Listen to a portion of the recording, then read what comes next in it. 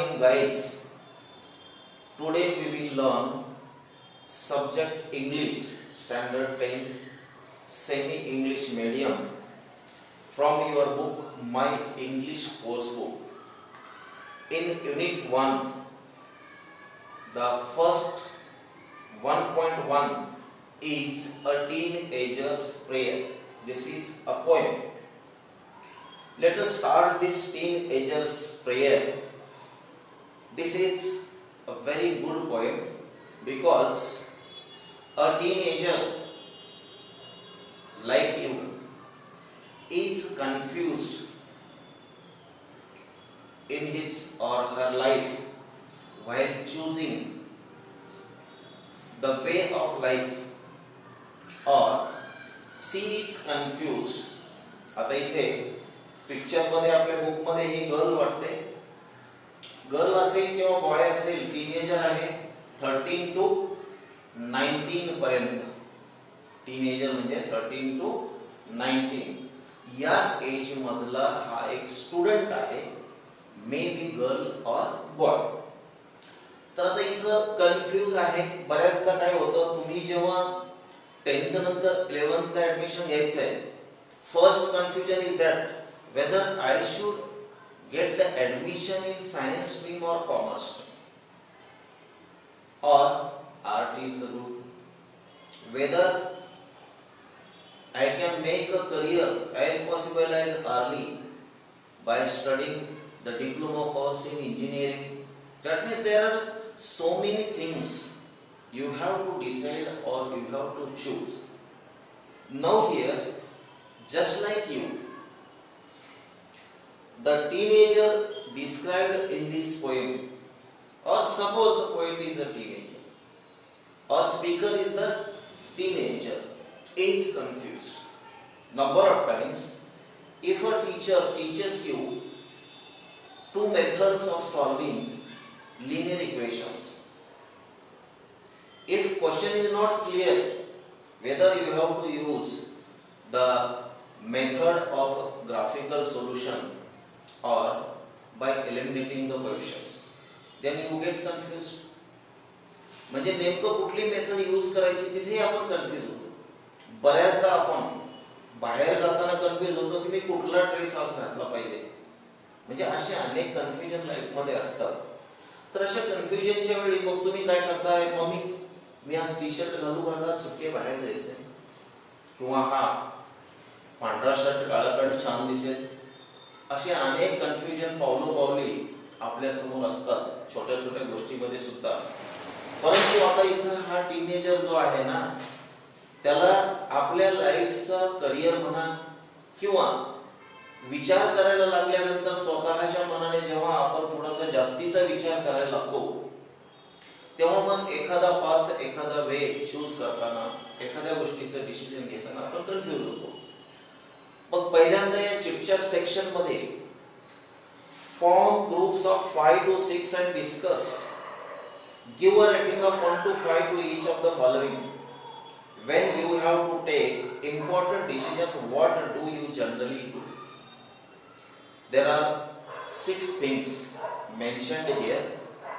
In the empty box you have to put the number. म्हणजे आता इथं जे 6 गोष्टी दिलेल्या आहेत, त्या 6 गोष्टी म्हणजे आपण करतो, 6 पैकी कुठली ना कुठली गोष्ट आपण पहिले करतो, त्यानंतर दुसरा नंबर, तिसरा number, likewise. Now number A is consult parents elders, B is contact friends for advice, C is pray to God for guidance, D is think deeply in silence, E ask your teachers for help, and last is toss a coin to decide. काही काही महाशय तर काय करतात माहिती आहे का, exam मध्ये, आता कॉम्पिटिटिव्ह एक्झाम आहेत ना, मल्टिपल चॉईस क्वेश्चन ABCD असं डोकं खाजून बसतात, काही सुचत नाही. ए तर नक्की नाही आणि डी पण नाही, but I am confuse between B and C. What to do.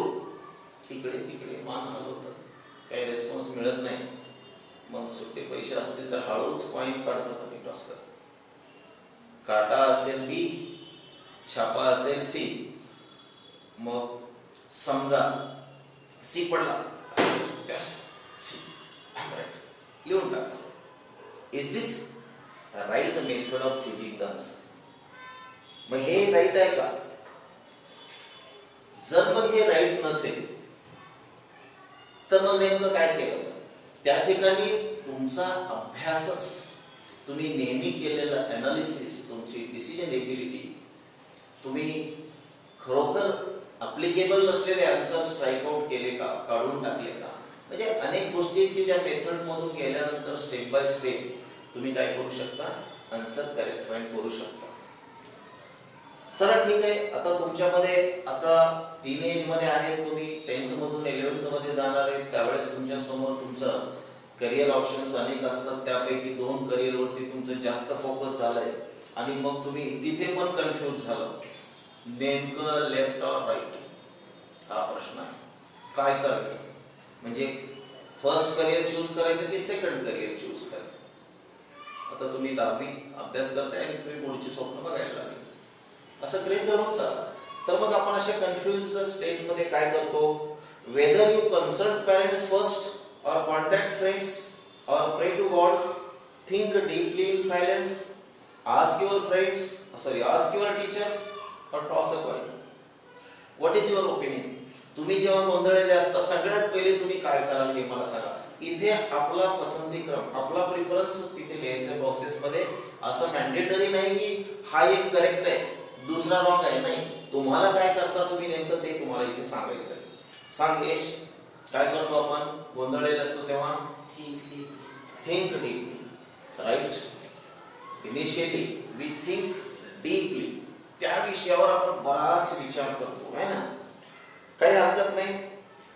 Put 1 in the box before this think deeply in silence. Think deeply in silence, D च्या समोर 1 लिहून टाका. हे टोटली तुमच्यावरती डिपेंडंट आहे, तुम्ही काय करता. ठीक आहे. देन सेकंड स्टेप एस ची काय असेल? तुमचा भरपूर विचार करून झालाय, त्यानंतर काय करणार तुम्ही? कन्सल्ट पेरेंट्स, ए च्या समोरच्या बॉक्स मध्ये लिहून टाका 2. ठीक आहे, पेन्सिल लिहा. देन थर्ड काय करतो आपण? कॉन्टॅक्ट फ्रेंड्स, कोई बात नहीं, लिख दो बी के सामने number 3. Then ask your teacher, E च्या समोर 4. देन प्रे टू गॉड आणि लास्टला 6 टॉस अ कॉइन.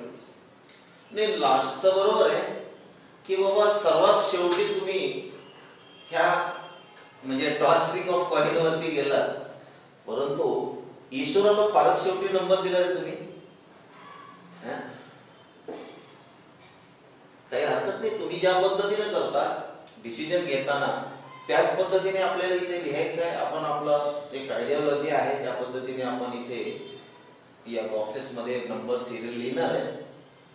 प्रे टू गॉड फॉर गायडन्स हे आहे तुमचा नंबर किती आहे? 5 आहे ना. परंतु आता मात्र आपल्या पोएम मध्ये जे टीनेजर आहे किंवा जो टीनेजर आहे त्याने मात्र सगळे आपले गाराणे ईश्वराला केलेले. एक लक्षात घ्या, आता समोर हा व्यक्ती नाही, आपण आपल्या मनामध्ये विचार करतोय, म्हणजेच आपण संवाद साधतो ईश्वराशी. मग त्यावेळेला ती व्यक्ती समोर नसताना आपण अशा प्रकारे जे वार्तालाप करतो, बोलतो, we are trying to communicate with that person. अशा वेळेला इथं ही जी फिगर ऑफ स्पीच असते that is nothing but apostrophe. काय म्हणतो आपण त्याला? अपॉस्ट्रॉफी. स्पेलिंग सांगा यश.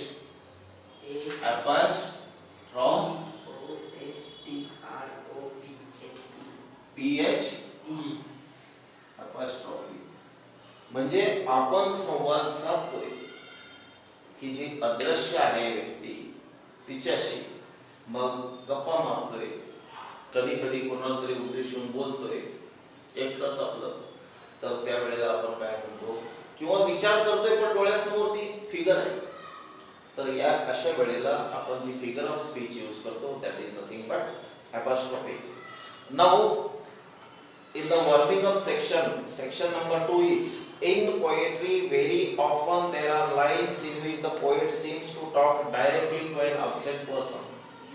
प्लीज प्रत्येक जण लेक्चरला बसताना काय करा, बुक घेऊनच समोर बसा. स्टॉप कर व्हिडिओला. हा सी सेक्शन नंबर 2.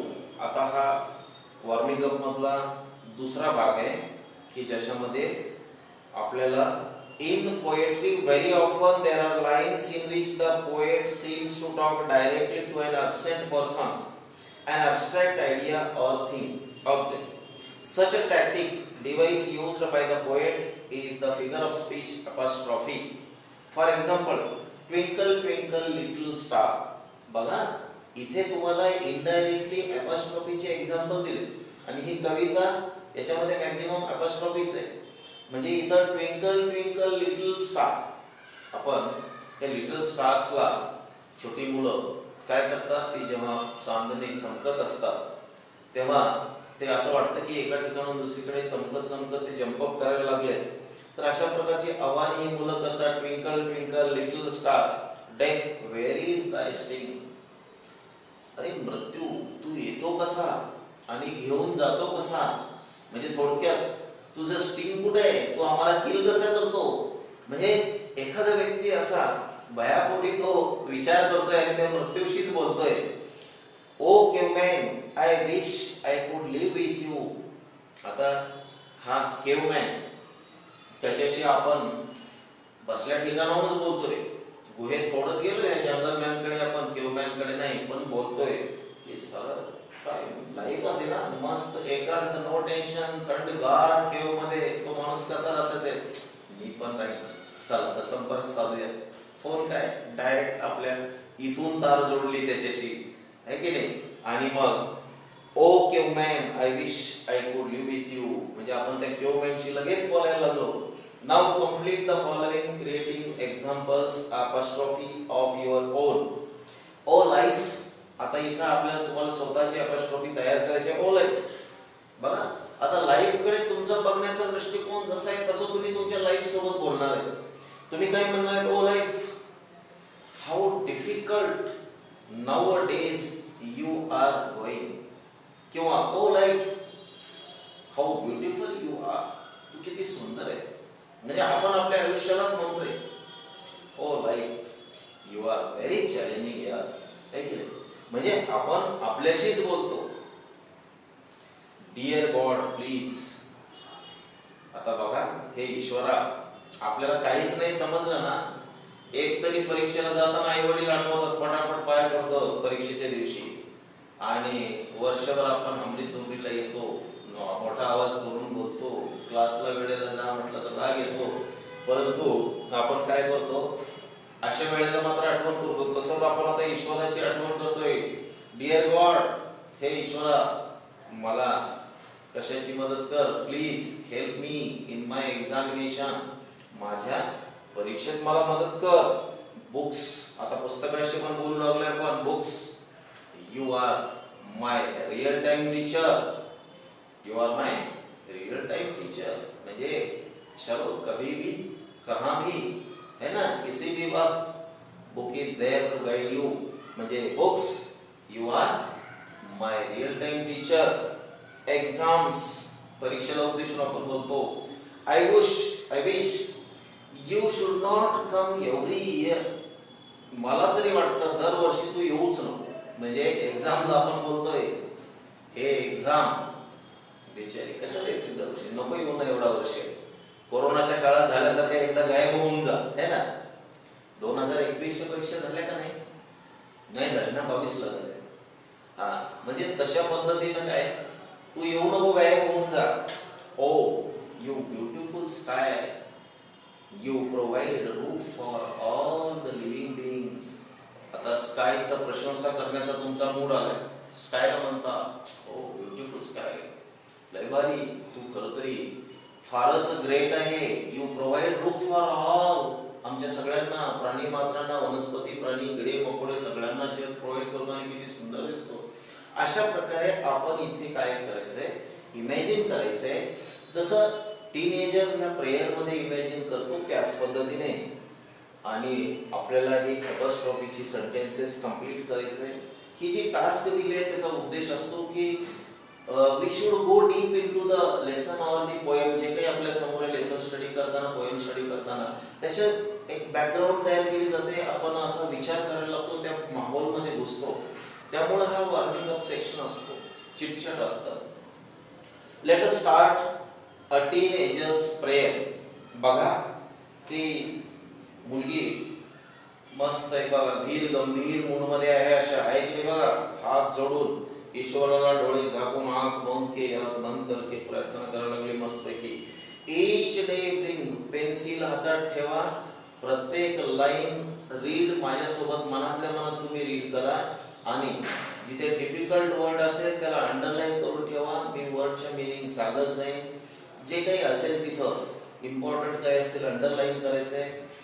लँग्वेज शिकताना टेक्स्टबुक हे समोर कंपल्सरी असलं पाहिजे.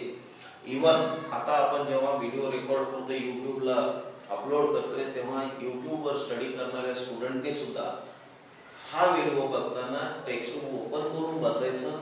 आणि असंच इमॅजिन करा की तुम्ही माझ्या आकाशदीप कोचिंग क्लासेसमध्ये बसला. माझे व्हिडिओ बघताना अपॉस्ट्रॉफीज तिथे पण तुम्ही इमॅजिन करा. आणि मग बुक सोबत ठेवून छानपैकी जिथे गरज आहे तिथे अंडरलाईन करा किंवा रीड करत चला माझ्यासोबत. You will get more benefit. Each day bring new beginnings. Decision I must make. Decisions है. Each day bring new beginnings. Decisions I must make. रोजचा नवीन दिवस, नवीन सुरुवात है ना. आजचा दिवस संपतो, रात्र होते, पहाट होते, दिवस उजाडतो, सूर्योदय होतो. मग each day brings new beginning. दररोज माझ्या आयुष्यामध्ये नवीन सुरुवात होते आणि काहीतरी नवीन निर्णय घ्यायची वेळ माझ्यावर येते, पाळी माझ्यावर येते. I am the only one to choose the road that I will take. बघा. आणि I am the only one to choose. मला वाटतं की माझ्याच बाबतीत असं आहे. रोज मला काहीतरी नवीन चॅलेंजेस फेस करायचे असतात, नवी आव्हानं आहेत. I have to choose something. म्हणजे कुठलं तरी डिसिजन मला घ्यायचं आहे. That means the road that I will take. म्हणजे माझ्यासमोर नेहमी परिस्थिती अशी निर्माण होते की एखाद्या सब्जेक्ट बद्दल मला निर्णय घेताना त्याचे 2-3 असे पर्याय उभे राहतात. मग आता मी कन्फ्यूज होऊन जातो की फर्स्ट, सेकंड और थर्ड. म्हणजे कुठलं नेमकं चूज करायचं आहे. म्हणजे एखाद्या विषयावर विचार करताना माझ्या समोर अनेक पर्याय उभे राहतात आणि त्यातला नेमका कोणता पर्याय चूज करायचा. आता रोड हे इथं काय आहे, आपण इनॅनिमेट थिंगला एनिमेट समजून बोलतोय.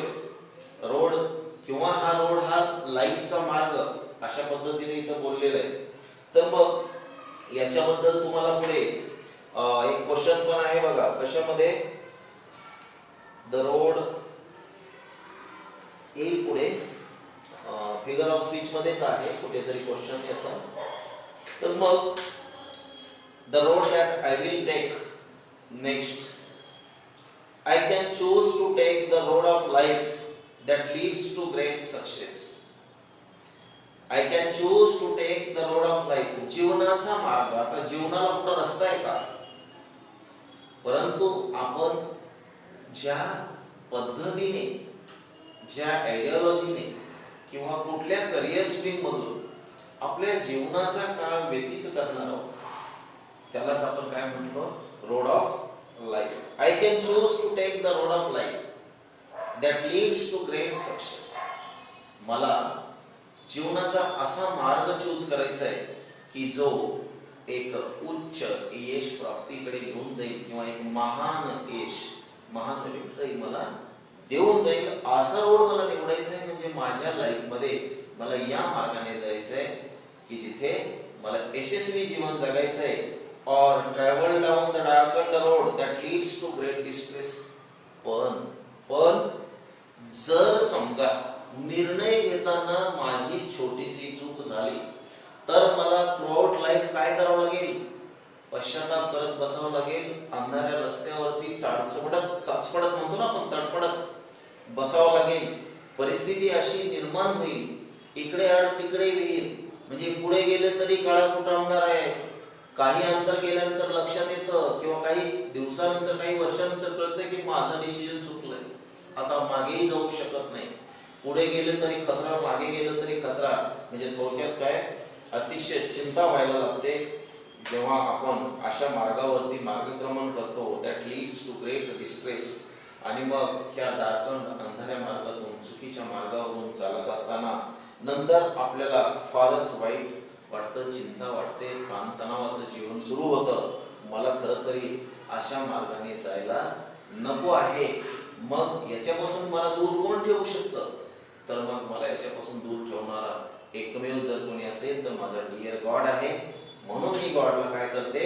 प्रार्थना करते, please open up my eyes dear Lord.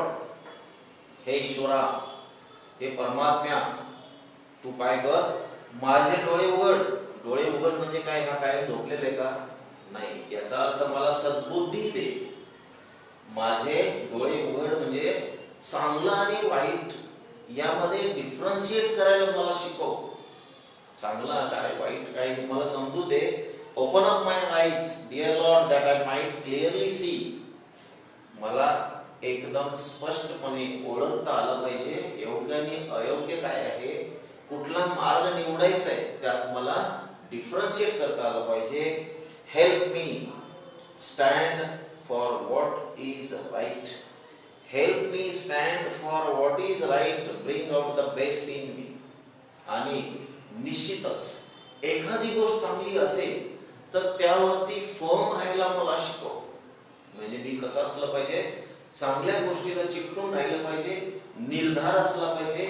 मी एकदम माझं मन पक्क केलं पाहिजे त्या गोष्टीसाठी. आणि bring out the best in me. आणि जेवढं शक्य आहे तेवढं सर्वोत्कृष्ट करण्याची बुद्धी, कॅपॅसिटी, क्षमता माझ्यामध्ये येऊ दे. हे ईश्वरा, ही माझी प्रार्थना तू ऐकली पाहिजेस.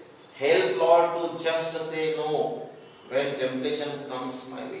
बाळा, या कवितेमधला मी तर म्हणेन सर्वात महत्त्वाच्या ह्या दोन लाईन्स काढल्या आहेत.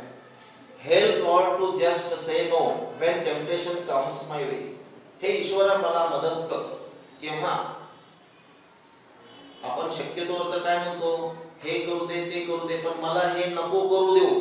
म्हणजे मला नो, नाही, नेवर, स्पष्ट नकार देण्याची काय कर माझ्यामध्ये क्षमता आण. पण केव्हा स्पष्ट नकार द्यायचा आहे? व्हेन टेम्पटेशन कम्स माय वे. जेव्हा केव्हा माझ्यामध्ये, माझ्या मनामध्ये वाईट विचार येतात, म्हणजे मी कुठलं तरी चुकीचं कृत्य करायला चाललोय, तेव्हा माझ्या आत तू काय कर, माझ्या आत एंट्री कर आणि काय कर, मला ते करण्यापासून परावृत्त कर. म्हणजे मला ते करूच देऊ नको. म्हणजे माझ्या हातून वाईट काम झालंच नाही पाहिजे. एखादी गोष्ट चुकीची घडत असेल तर नो म्हणायला मला शिकव. आपला स्वभाव बऱ्याचदा भिडस्तू असतो. मग आता एखाद्या मित्राने सांगितलं की आपण कुठेतरी घरी न सांगताच पोहायला जाऊया, किंवा बाहेर कोणीतरी पॅरेंट्सने, नातेवाईकांनी शेजारी गाडी लावली, चावी विसरली, मारली की गाडी चालवली थोडीशी विदाउट परमिशन, किंवा अशा काही गोष्टी. मूवीला जायचं आहे, पॅरेंट्सना न सांगता आपण निघून जातो मित्रासोबत. आता हे चुकीचं काम आहे ना. पॅरेंट्सला घरी चिंता वाटेल. मग हे चुकीचं काम करत असताना मला आतला माझा आवाज स्पष्टपणे नो म्हणला पाहिजे किंवा म्हणायला शिकवलं पाहिजे. म्हणजे वाईट काम न करण्याची बुद्धी मला दे. Help Lord to just say no when temptation comes my way that I might keep my body clean. आणि नेहमीच मी कसं राहिलं पाहिजे? साफ सुत्र, स्वच्छ, नीट नेटकं राहिलं पाहिजे. And fit for life each day. आणि रोज म्हणजे माझं आरोग्य चांगलं ठेवलं पाहिजे. मी रोजची चॅलेंजेस किंवा रोजचे आपले टास्क कंप्लीट करत असताना माझं आरोग्य एकदम छान असलं पाहिजे. I must be fit. मी एकदम निरोगी आणि फिट असला पाहिजे, शारीरिक दृष्ट्या सुदृढ असला पाहिजे, म्हणजे फिट सशक्त असला पाहिजे फॉर लाईफ ईच डे. रोजच्या जीवनातली आव्हानं पेलताना, रोजच्या जीवनातली आपली कर्तव्य पार पाडताना माझं शरीर निरोगी, मन निरोगी, किंवा sound mind in a sound body. जसं लोकमान्य टिळकांनी मागं सांगितलं होतं ना, त्यांच्यामध्ये sound mind in a sound body याचा अर्थ सुदृढ शरीरातच सुदृढ मन वास करतो. आपण अस्वच्छ गचाळ घाण राहत असलो, नेहमी आपल्याला काही ना काही बिमारी येत असतात, त्यावेळेला आपलं मन पण स्थिर नसतं, पॉझिटिव्ह विचार करत नाही. त्यासाठी मला चांगलं सुदृढ शरीर असू दे, आरोग्य चांगलं दे आणि बुद्धी पण चांगली दे, की जेणेकरून मी रोज माझ्या हातून चांगलं कार्य करेल. When my teenage years are over. बघा आता याची प्रेयर कन्क्लूड होते. When my teenage years are over, I know that I will see.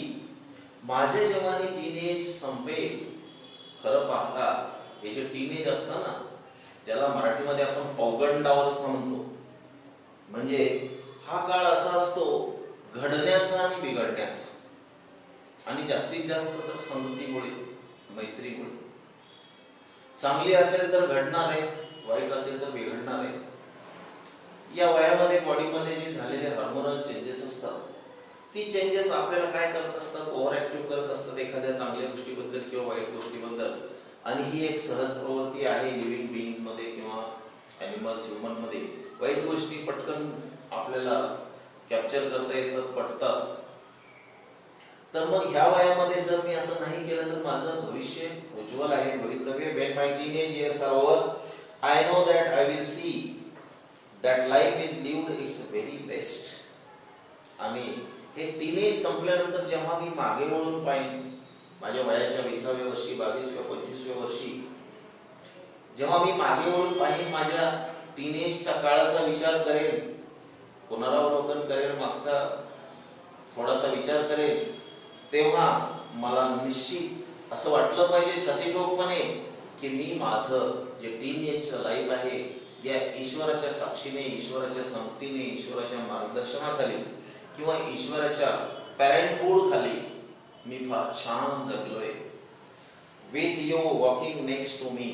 जसं पॅरेंट्सचं बोट धरून छोटं बाळ किंवा आपण छोटे असताना मागे मागे त्यांच्या चाललेले असतो, पॅरेंट्स आपल्याला काळजीपूर्वक सांभाळून नेत असतात. मग तो रस्ता क्रॉस करणं असेल, तुम्हाला फिरायला घेऊन जाणं असेल, कुठेही, तशाच पद्धतीनं आणि चालत चालत आपल्या गप्पा गोष्टी छानपैकी रंगलेल्या असतात. आणि पालकाचा उद्देश त्यातून तुमच्याशी बोलत बोलत, गोष्टी सांगत सांगत चांगलं मार्गदर्शन करणे हाच असतो. पालकांच्या डोक्यात 24 तास आपली मुलं, आपल्या मुली हे चांगल्या मार्गाने कसे जातील, त्यांचं भवितव्य उज्ज्वल कसं होईल हेच असतं. तसंच ईश्वरा, तुझं बोट धरून चालताना मला चालतानाचा तो टीनेज मधला अनुभव माझ्या टीनेज संपल्यानंतरच्या काळामध्ये मला येऊ दे, आणि हेच मला बघायचं आहे आणि हे निश्चित मी पाहणार आहे. अशा पद्धतीनं तुमच्यासारख्याच एका टीनेजरने ही प्रार्थना ईश्वराला फक्त डोळ्यासमोर ठेवून केलेली आहे. कुठल्या मंदिरात बसून, एखाद्या आयडॉल समोर, मूर्तीसमोर बसून केलेली असा काही उल्लेख नाही. म्हणजे अपॉस्ट्रॉफी या फिगर ऑफ स्पीचचा यूज केलेला आहे. तुम्ही ईश्वर आता आपल्या समोर आहे, समोर बसलेला आहे आणि त्या ईश्वराशी संवाद साधताय, अशा प्रकारे इमॅजिन करून ही प्रार्थना केलेली आहे. आणि आपल्या अभ्यासाची सुरुवात या प्रार्थनेने आहे. आणि निश्चितच या प्रार्थनेमध्ये फार मोठी शक्ती असते, कारण याच्यातून आपण आपल्यावरती मोरल रिस्ट्रिक्शन, नैतिक बंधनं टाकत असतो आणि एक पॉझिटिव्ह थॉट यातून आपण घेतो की मी ईश्वराशी प्रार्थना केली, ईश्वर मला चांगली बुद्धी देणार आणि आपण चांगलंच वागलं पाहिजे. Now there are in-text questions on page number 3. The first question is, what is the age group of the speaker in the poem? या पोएम मध्ये एज ग्रुप काय आहे हो? टीनेज ग्रुप आहे. टीनेज म्हणजे काय आहे? The speakers age group is from 13 to 19 years. बरोबर आहे. हे इंडेक्स क्वेश्चन्स फार महत्त्वाचे असतात. आपल्याला ती पोएम किंवा लेसन मध्ये असतील तरी तो लेसन समजण्यासाठी मदत करतात. त्यानंतर एक्झामच्या दृष्टीनेही महत्त्वाचे असतात. What decisions does the speaker have to take. आता स्पीकरला काय डिसिजन्स घ्यायचे तुम्हाला काय वाटतं? The speaker has to choose the way of life, है की नाही?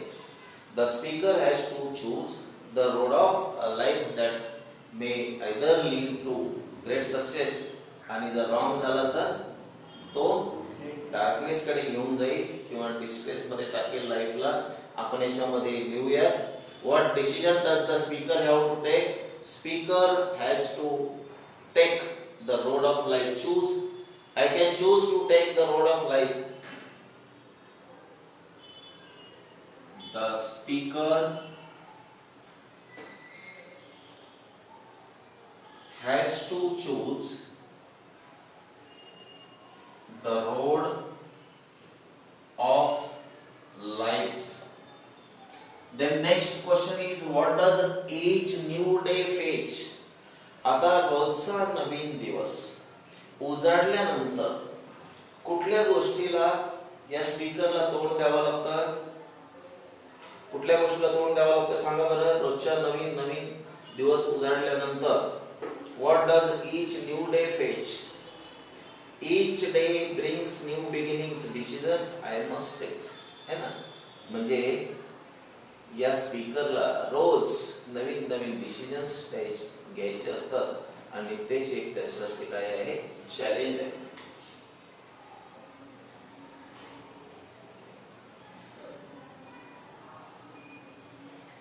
The speaker has to take new decisions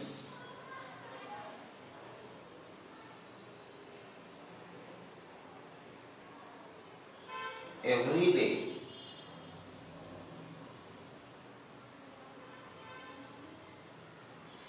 which is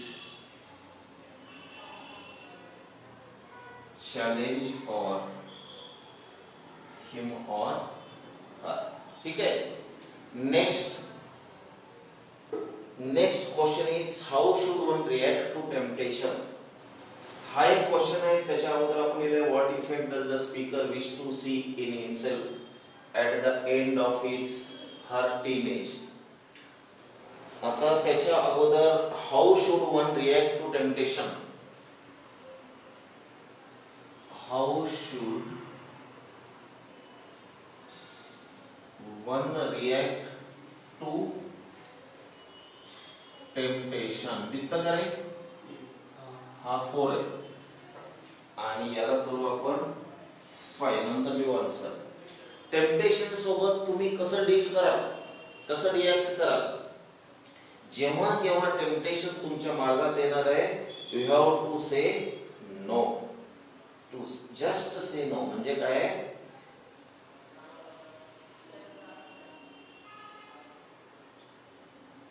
I must say no whenever temptation comes in my way of life. Yes, जेव्हा केव्हा अशी परिस्थिती निर्माण होते तेव्हा मी स्पष्ट नाही म्हटलं पाहिजे, म्हटलंच पाहिजे. What effect does the speaker wish to see in himself at the end of his teen? आपला टीनेज संपल्यानंतर कुठला इफेक्ट या टीन एजरला मागे वळून पाहिल्यानंतर बघायची इच्छा आहे. काय बघायचं आहे नेमकं? When my teenage years are over, I know that I will see that life is lived its very best.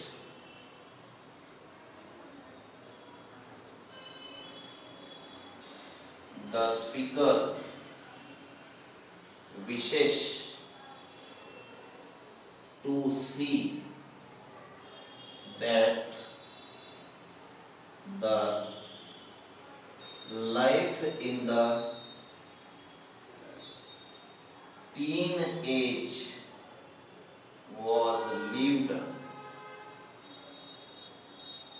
best in the company or guidance of God while God was walking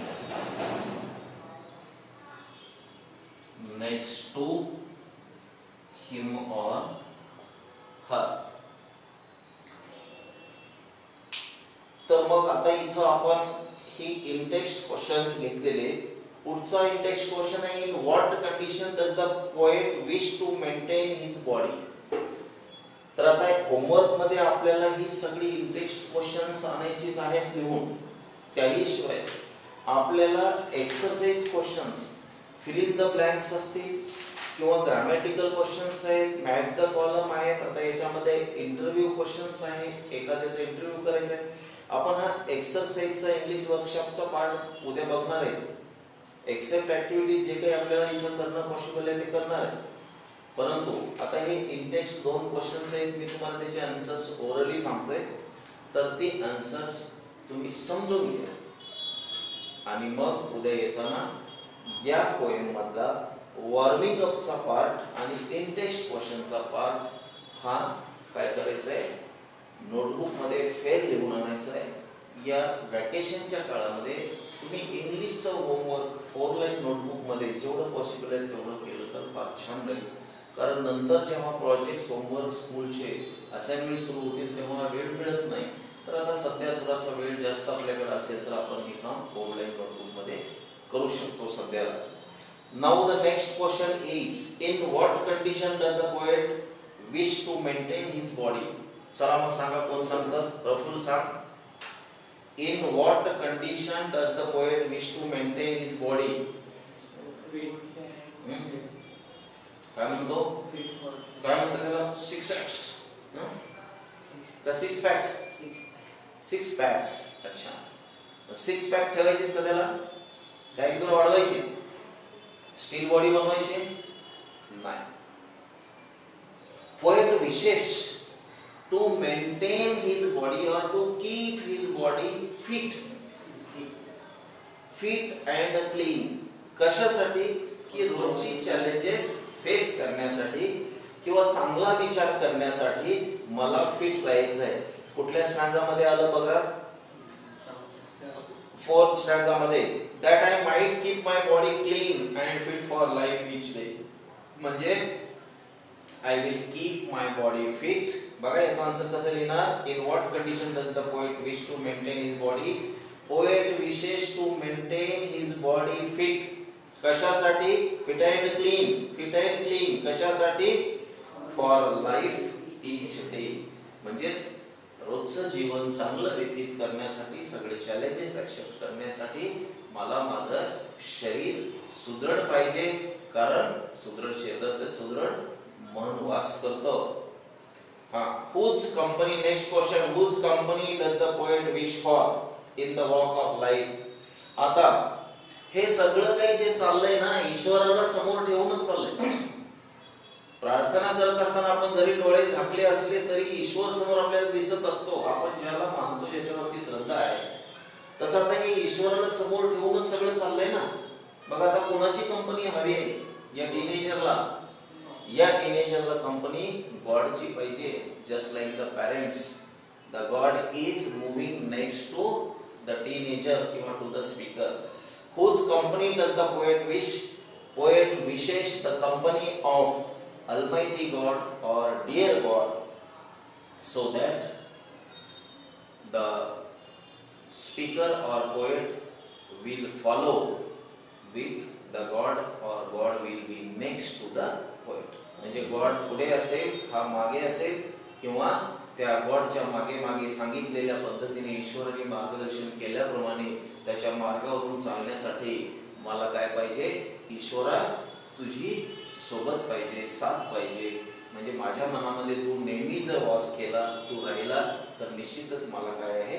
तुझी company मिळेल, तुझा आशीर्वाद मिळेल आणि तुझी सोबत सुद्धा राहील. तर मग इंग्लिश वर्कशॉप आपण उद्या बघूया. आजच्याला आपण इथेच थांबू. Thank you for watching. If you like our videos, please like, share and subscribe to the videos on our channel. Thank you.